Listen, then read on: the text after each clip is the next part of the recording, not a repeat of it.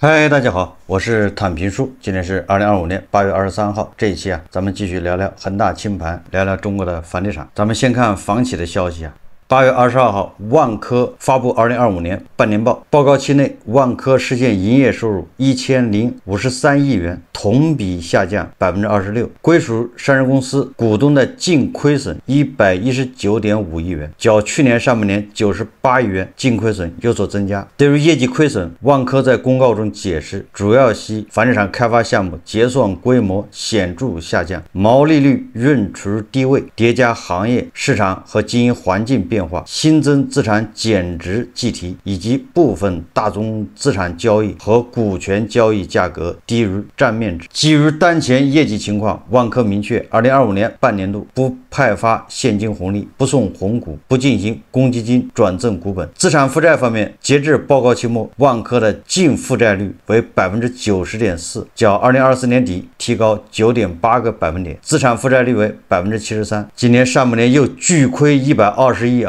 关键是营业额下降26%，就这么简单理解就是打他手上过的钱比去年同期少了26%，但是他要解决的事情，他要还的债又多了，所以你说他就是进的气少，出的气多，怎一个难字了得亏120亿这都不叫事了，主要是现金流，所以他不停的跟大股东借钱呢。照这个形势下去，下半年亏得更厉害，也就是今年比去年亏得厉害。不光是万科我们再看这个碧桂园，8月22号晚，碧桂园公告称，对比截至2024年6月30日止，半年度期内亏损151亿元，预计截至2025年6月30日，半年度的期内损失人民币185亿至215亿元，但原因都一样都是预计期内损失主要是由于房地产开发项目结算规模下降，毛利率处于低位，以及物业项目资产减值增加所致。这里面大头恐怕跟他手上没有卖掉的房子，还有他们自持的一些物业贬值有关系。也现在房价在下跌嘛，他们作为手中房子最多的开发商，那不冲击更大吗？就这个道理受这个资产减值影响的，那当然还有旺达的王老板。大家看一段视频新疆来碰着我机灵了碰着员工来开会呢，是吧？这样一部车子我也不车子了。给命令的，那为啥吧？这已经来手地回来种那提不负责正好我机灵来种呢，看到我呢，也踩球了这个比的比法来，那为什么啦？能够钞票用法位呢？可是输了谁是追到最头一大路那为什么？看没办法，一个提了输了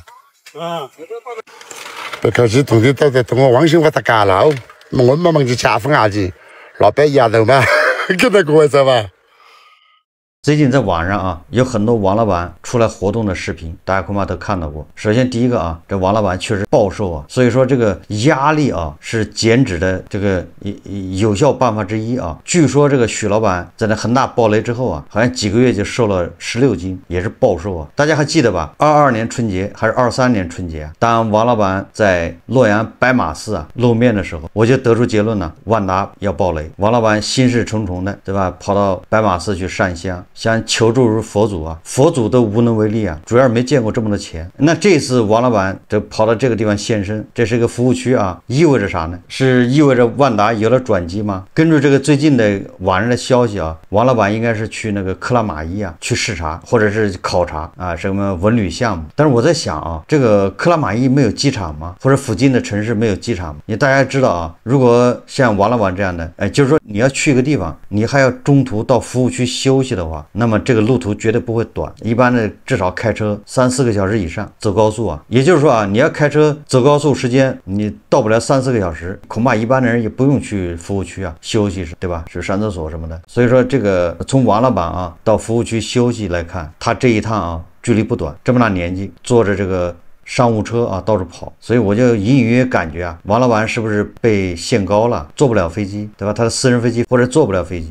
要不然按理来说啊，这么远，他应该选择这个坐飞机呀，对吧？坐商务车走高速，这个费时费力啊，也辛苦。但是这是我个人推断啊，所以我感觉王老板还是在渡劫之中啊。虽然他现在在卖资产啊，在还债，但是这个债现在是因为资产在贬值，对吧？刚才这个万科、碧桂园的公告大家都看了，资产在减值，你越卖债越多啊，大家能理解这个吧？对吧？本来你的房子对应的外债是100万，你把房子押给银行了，结果房子现在50万卖掉了，那你凭空又多了个50万欠款出来了，这不就是债越卖越多吗？本来你的房子跟那个银行的贷款正好一一对应的，现在银行或者法院说把你的房子卖掉，或者你找人把它卖掉，你想现在的行情，你把它卖掉之后，你还银行的这个债你都覆盖不了，结果你是不是凭空多了一笔债务出来了？所以不要觉得王老板啊卖20个万达广场就有什么改善，反而他是越卖他是债越大，窟窿越大。我们再看看这个楼市情况啊，这个中国商报啊，他今天刊登一篇报道，主要是说这个多个1、2线城市房租下降，房屋租金连续下滑，出租4年只赚了个装修钱。这个中国商报说啊，他说我的房子在淮海路附近，现在市场租金比最高点降了近1/3。据上海某房东透露，邻居的房子和我的同样大户型，同样楼层，5年前挂牌2万元每月出租，当时连保安都觉得价格太夸张，结果半天以内2万2每个月成交。上述房东说啊，8月21日，房屋中介工作人员给我打电话说，这套房子大约能租1.5万元每月，说的时候还没有底气，我想何必呢？出租4年，最后只赚了个装修钱。最新数据显示，全国55个重点城市房东平均租金已连续11个月环比下降，其中上海个人房源租金同比跌幅达11.8%，而类似情况远不止这些。未来租房市场该靠什么突围？关于租金下降，我在节目里面讲过好多回了啊，现身说法，对吧？我在北京的房子今年年初就降了1/3，你看上海的房子现在才降1/3啊，这说明比较坚挺。我们再看这个北京商报怎么说的啊？他说租金叫不上价。今年4月中旬，房东刘伟收到租客的短信，对方告诉他下个月租约到期后不再续租了。1个月后，刘伟将房子收拾了一下，重新委托中介招租。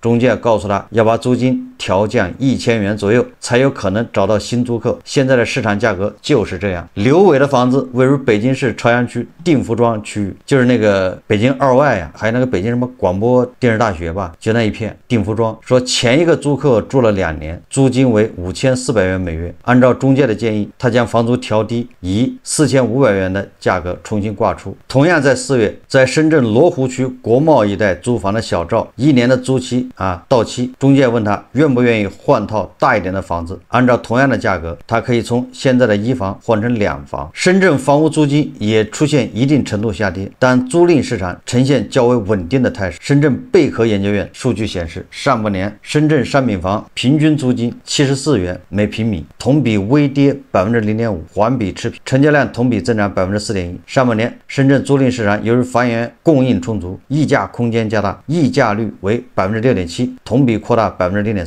租赁房源成交周期为68天，租客成交周期为67天，较去年同期有所延长。中指研究院数据显示2024年50城平均租金仅在春节假期后返程季和6到7月高校毕业季实现了微幅上涨，其余月份均在下跌。链家地产北京潘家园某门店的经纪人表示，近几年该区域的租金水平一直在缓慢下降，但从去年下半年开始降幅比较明显，也就是去年下半年开始加速下跌啊，正好咱就赶上了这一波啊。据某房租租赁经纪人透露，他服务的北京朝阳区3间房片区租客咨询量和带看量明显不如去年，即使在毕业季等传统旺季，租客数量也低于往年同期。人去哪儿了呢？这是个问题啊，就是人去哪儿了？怎么人就比去年一下就少了？以往过完正月15人就回来了，项目出租率也很快达到80%以上，而今年到3月才租出去一半。罗湖区某公寓项目负责人透露，所以说这个北京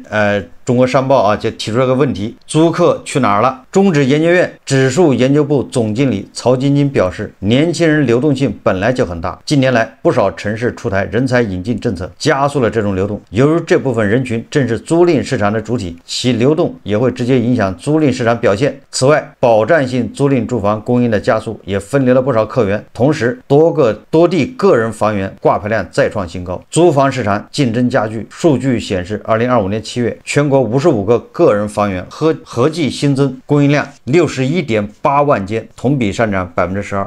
达到近3年来的峰值水平。在55个城市中，个人房源租金环比下降城市超过60%，但跌幅多在3%以内。从同比来看，47个城市房租下跌，其中上海个人房源租金跌幅达11.8%，而科尔瑞长租今明2年仍是保租房集中供应的爆发期，甚至将一度高出前2年1万到2万间每年的水平。大量相对低价且品质有保障的保租房进入市场，将对个人房源市场形成持续挤压，租金下行压力仍然较大。实际上啊，我觉得这个租金下降啊，跟他说的什么保租房啊，什么个人房源挂牌量增加这些有关系啊，你不能说没有关系，但是关系不大。这个租金下降，住宅租金下降，你应该跟这个写字楼啊空置率和写字楼的租金下降要连在一起看啊，这样看问题啊才能看得全面。谁租房子啊？牛马、韭菜、北漂、沪漂、深漂，对吧？他们是租房子的主要群体主力。当这个城市的写字楼空置率在上升，写字楼的租金在下降，说明什么？说明就业岗位少，牛马就会离开这个地方，他找不到工作啊。牛马一离开，你的房子当然就租不出去啊。还有一个啊，这个一旦就业形势不好，这个企业就要降薪，牛马收入也有下降。即便你保住了工作，你收入在下降，那牛马没有办法啊，他只好啊往便宜的地方搬，所以你的住房的租金也要下降。你不下降，人家就要搬走，因为他扛不起啊。所以说啊，这个住宅的租金下降主要是跟就业有关系，对吧？跟牛马收入有关系，跟供应这个关系有，但是不大。所以说媒体问租客去哪儿了，你还不如问岗位去哪儿了，就业去哪儿了。我在通州的房子啊，那个位置是特别好，如果是按照过去北京的行情啊，那根本不愁租啊，因为旁边就好几个写字楼，好几个商场。但是即便这样，对吧？你看从去年开始，实际上不是去年啊，实际上从我的房子是后来委托给那个什么建行啊，它下面有个叫建信租赁吧，然后我看始终有1间房租不出去，总是空着的，所以我就知道肯定不行了。果然啊，到去年他们就通知我，他们是要撤出通州，就在通州不赚钱。归根结底还是就业不行，那附近几个写字楼空置率特别高，有的整层的没人。如果周边那个写字楼啊，对吧，都住满了，如果周边的商场，对吧，人头攒动，那我那房子不仅，对吧，要租出去，而且恐怕价格还要涨，就这么简单。所以说啊，这个媒体啊，把这个扯到什么保障房，对吧？什么房东挂牌多了，这个纯粹是转移视线啊，掩盖这个经济下行啊，就业情况差这个根本原因。他这个报道啊，最后说啊，从房东的角度来讲，这2年租金其实一直处于较低水平。上海易居房地产研究院副院长严跃基表示，他说租金下降本身应该是件好事，意味着城市的住房成本在下降，但当前的租金下降，个体感受偏弱，这一利好还没有被完全被市场消化。这专家就纯粹是上下2张皮啊，想怎么说？你租金下降，那你租售比是不是在下降？你租售比下降，你的房价怎么能稳得住呢？所以说你这专家的精神分裂的很。从全国范围来看，中指研究院发布的报告显示，2025年上半年重点城市租金整体小幅波动调整，50城住宅平均租金累计下跌1.37%，其中1线城市表现为稳健。截至2025年6月，重点50城平均租金回报率比2023年年初低点提高0.19个百分点。总之啊，从这个房屋租金连续下滑也可以看出啊，目前楼市想稳住也是非常难的。我们再看啊，这个中国新闻网报道啊，广西收购存量商品房2万套，推动房地产市场止跌回稳。8月23日，广西壮族自治区住房和城乡建设厅介绍，2025年上半年，广西推出房票安置扩面、危旧房改造提速，使用住房公积金增值收益收购存量商品房、城中村改造有序推进等房地产政策组合拳，商品房库存持续消化，推动房地产市场止跌回稳。今年以来，广西通过收购购存量商品房，优化安置方式，加大住房消费支持力度等方式，推动解决因商品房库存量较大影响市场投资预期问题。截至今年6月底，广西已收购存量商品房2万套，拉动全区商品房销售面积增速9.35个百分点。这叫越渴越吃盐啊！经济越不发达，越欠发达地区还越要拿钱出来买房子。广西本来地就卖不掉，对吧？广西整个的，你看南宁、什么钦州、柳州就没有好地方。2万套，假设一套啊50万人民币吧，说少一点，对吧？那这个也要花100个亿，2万套，2万套在广西那么多城市，对吧？那也是杯水车薪。你分到每个城市，比如南宁，恐怕也就是2000套，能解决什么问题呢？2000套也就是3个中等的，一个小区500-600户吧，这小一点的小区啊，钱花了，作用恐怕有限。对吧？这100个亿，你每年的银行利息至少2个亿吧。问题是你这2万套你还得管理啊，你不能收完这个放那儿，你也得交物业费啊，对吧？你也得管理，管理你就是出租，要么就是卖，你这还得人员要编制，有配置人，对吧？这个人吃马喝的，一个月得多少钱呢？人均管20套房。那1000人的编制又出来了，对吧？这1000个人每个人成本一个月1万块不算多啊，他既要交社保、养老，对吧？各种保险，完了之后你还给他发工资，各种办公成本，对吧？一个人1万不多啊，一个月就是1000万，一年又是1个多亿。个人房东租金下降，对吧？这个损失由个人承担，这都好说。你说你2万套房子在手上，租金下降，你怎么办？对吧？这个都由大头来支付啊，对吧？如其政府花钱收2万套，还不如让开发商，对吧？你打折打狠一点，就卖给韭菜算了，对吧？你只要价格降到够低，保证有人买。那只有卖不掉的价格，没有卖不掉的房子。好，这期节目咱们就聊到这里，感谢大家收看。如果喜欢我的节目，欢迎订阅转发，也可以在下方留言评论，谢谢大家。